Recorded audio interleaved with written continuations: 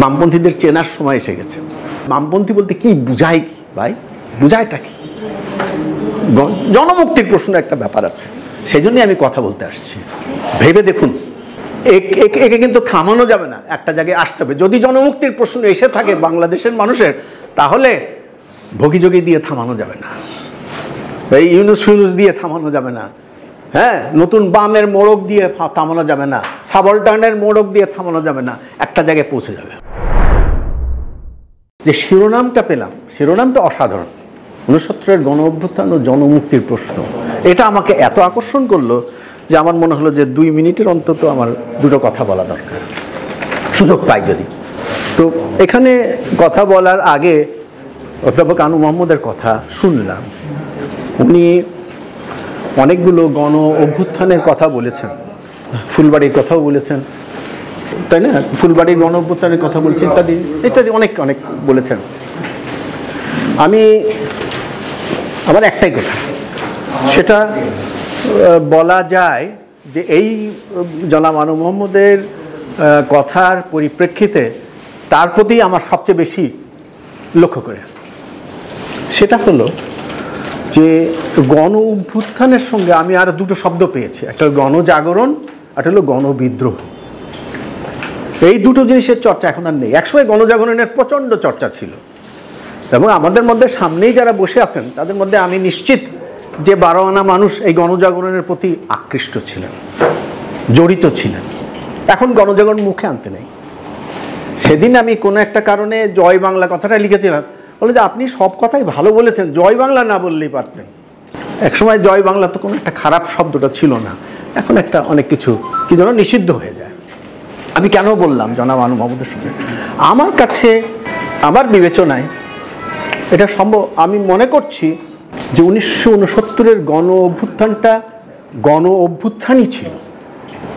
যেমন তাহলে এরশাদের সময় ৯০-এর ওটা কি, ওটাও তো একটা বড় সড়ো ব্যাপার। আমি বিবেচনায় পেয়েছি এটা গণবিদ্রোহ ছিল। এমনকি ২০২৪-এর যে প্রসঙ্গটা আসছে, এটাকে আমার কাছে মনে হচ্ছে গণবিদ্রোহ। কারণ এই গণবিদ্রোহের সময়, এটা কোনো সন্দেহ নাই, জনমুক্তির যে প্রশ্নটা, এটা কিন্তু বামপন্থীদের কথা। জনমুক্তির প্রশ্ন কোনো ডান বা ইসলামপন্থীদের কথা নয়, জনমুক্তির প্রশ্ন হলো বামপন্থীদের কথা।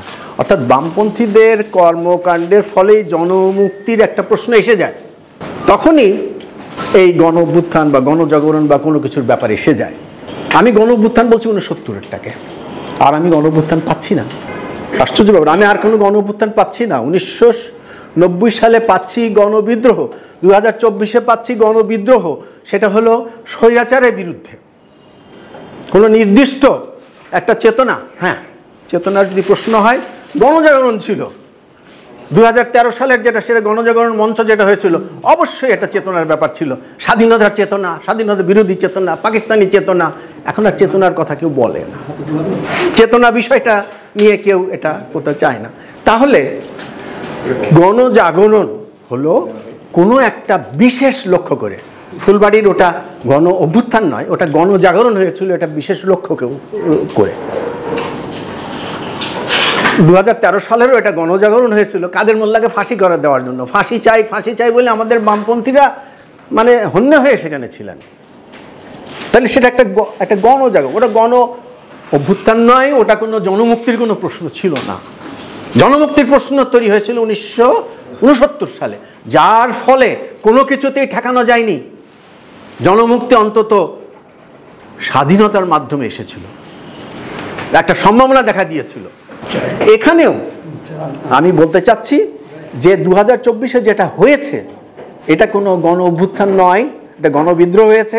এখন এই ১৯৭১ সালে যে পরিস্থিতি হয়েছিল, বা বামপন্থীরা যেমন একটা কোনো নির্দিষ্ট কোনো দিক নির্দেশনা নাই, নিজেদের মধ্যে সেই অনুভব নাই, সেই দিক নাই, লক্ষ্য নাই, এখনও তাই।